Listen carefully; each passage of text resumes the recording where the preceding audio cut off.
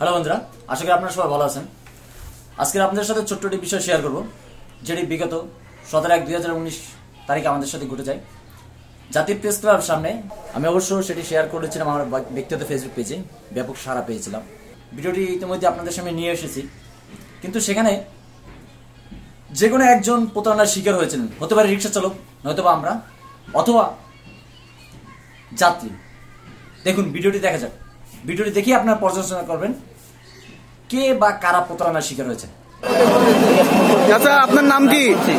আপনার নাম কি? আব্দুল। আপনার বাড়ি কোথায়? সাতক্ষীরা। রিক্সা চালান? এটা আপনার রিক্সা? এটা সকালবেলায় কোথা থেকে উঠছে ওই দুটা মেয়ে আর ছেলে? কোনাপাড়া থেকে। ও আচ্ছা, মেয়ে কোথা থেকে উঠছে? মেয়ে আপনার এই বাস স্ট্যান্ডের মোড় থেকে উঠছে। Saidabad bus stand.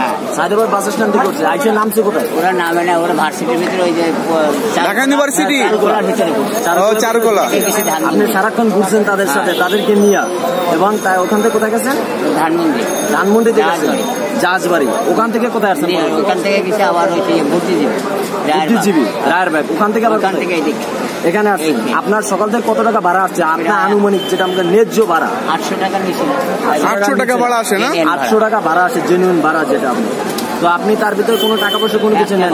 এটা বার্গার খাওয়াইছে। এটা বার্গার খাওয়াইছে। তো আপনি মাঝখানে করে টাকাও নেন না তাদের কাছ থেকে? হ্যাঁ, না ঠিক আছে, ওটা তো চেক করা গেছে। আর মেয়েটা নাম ছোট, মেয়েটাকে নামাই দিচ্ছেন নীলখাত মোড়ে নামাই দিচ্ছেন। আর ছেলেটা থেকে ও গেছে আবার ওই সিএনজিতে চলে গেছে। মেয়েটা সিএনজিতে চলে গেছে। আর গাড়ি ভাড়া কি মেয়ে দিতে চাইছিল? বাইর করছে।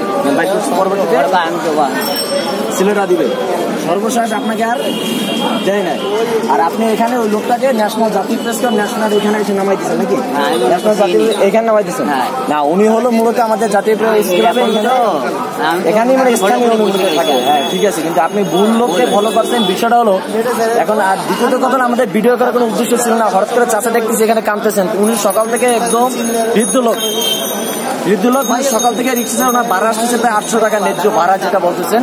ভিডিও হঠাৎ করে দেখতেছি কাঁদতেছেন। আমরা এখান থেকে আসলাম, ভিডিওটা করলাম। দয়া করে ভাই, জি দেখেন না কোনো ভিডিও, সবাই শেয়ার করবেন। এবং কেউ যদি এটা হয়ে থাকে, হয়তো বা এমন হতে পারে যে ওই ছেলের গার্লফ্রেন্ডও দেখলো, দয়া করে লোকটা আমরা রাইখে দিতেছি, তার নাম্বার রাইখে দিচ্ছি, তার টাকাটা অন্তত পাঠাই দেন। ওনার বাড়ি সাতক্ষীরা না? হ্যাঁ, সাতক্ষীরা বাড়ি, আশাশুনি থানা। আপনি রিক্সা চালাই উপার্জন করেন, তাই তো? আচ্ছা ঠিক আছে। সকাল থেকে 800 টাকা ভাড়া, ওনার চোখের জল। ওনার ছেলে সন্তান আছে, এই গাড়ি চালাইতেছে। তার আপনি তো কোনো ছেলের সন্তান, কোনো বাবার সন্তান নাকি? সুতরাং টাকাটা ফেরত দিবেন দয়া করে। অবশ্যই দেখেছেন ভিডিওটি। এখানে অবশ্যই প্রতারণার শিকার হয়েছেন। আমার মতো রিক্সা চালক প্রতারণার শিকার হয়েছেন। আপনি কি বলেন? অবশ্যই রিক্সা চালক। কিন্তু সম্পূর্ণটাই ছিল এর উল্টো।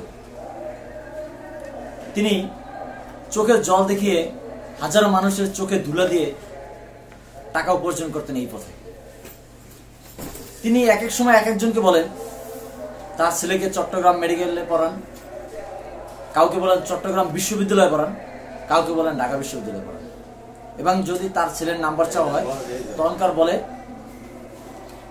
আমার ছেলের নাম্বার দেওয়া যাবে না, বিভিন্ন সমস্যা, বিভিন্ন অজুহাত দেখেন। কিন্তু আমরা তাকে সহযোগিতা করেছিলাম, দেন আরো সহযোগিতা করার জন্য তার ঠিকানা রেখে দিয়েছিলাম। তিনি তার ওখানে নাম বলেছিলেন আব্দুল মান্নান, পিতার নাম মুসলিউদ্দিন, গ্রাম ডাকঘর, উপজেলা আশাশুনি, জেলা সাতক্ষীরা। তার একটা নাম্বারও দিয়েছিলেন আমাকে। আমি ভিডিওটা ওখানে ভাইরাল হওয়ার পরবর্তী সময়ে অনেকেই ফোন দেন, তাকে সহযোগিতা করতে চান। আমি ফোন দিয়ে চেষ্টা করলে, শত চেষ্টা পরে ব্যর্থ হয়ে তার ফোন নাম্বারটি বন্ধ করি।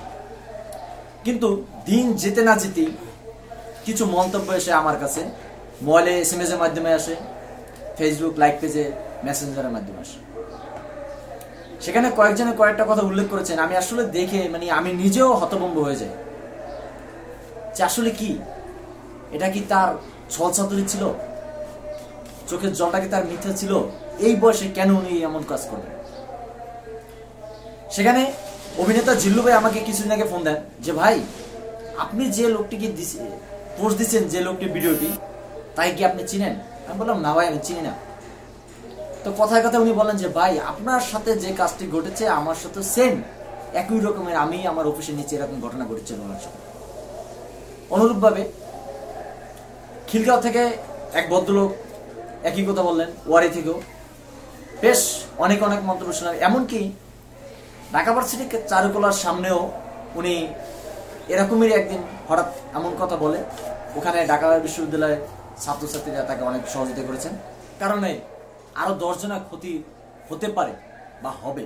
কেননা উনি আজকে ভুল বুঝিয়ে মানুষকে চোখে জল দেখিয়ে টাকা ছিনিয়ে নিচ্ছেন, কিন্তু হয়তোবা কালকের এমন একজন সত্যিকারে বিপদে পড়বে, কেউ আগিয়ে যাবে না, এটাই হয় সাধারণত। তাই সতর্ক করার জন্য আমি ভিডিওটি দিয়েছি, আপনাদের জন্য শেয়ার করেছি। এবং আমাকে অনেকেই বলেছেন যে ভাই দয়া করে আপনার নিজের ব্যক্তিগত পেজটা আবার একটু পোস্ট করুন ওনাকে নিয়ে, যে উনি প্রতারণা করতেছে মানুষের সাথে। সবচেয়ে মজার বিষয় হলো আমাদের বাংলাদেশে মানুষ যারা প্রবাসে বসবাস করেন, বিভিন্ন কান্ট্রিতে আছেন, তারা মানেই মানুষের উপকারে এতটা এগিয়ে আসতে চান কল্পনার বাইরে। ভাই যদি আমি ভিডিওটি পোস্ট না দিতাম তাহলে বুঝতে পারতাম না যে আসলে মানুষ কতটা হেল্পফুল, আমরা মানুষকে কতটাই না সহযোগিতা করতে চাই। তাই আপনাদের সকলের কাছে আমার অনুরোধ, ভিডিওটি সবাই দেখবেন এবং সবাই শেয়ার করবেন, যাতে করে এই ভদ্রলোকের প্রতারণার শিকার কেউই না হয় এবং তার কারণে হয়তোবা আর কারো ক্ষতি হতে পারে, সেটা যাতে কোনোদিন ক্ষতি না হয়। তবে বলতে পারেন তাহলে কি আমরা সহযোগিতা মানুষকে করবো না? অবশ্যই করবো সহযোগিতা, মানুষ তো মানুষের জন্যই, অবশ্যই সহযোগিতা করবো।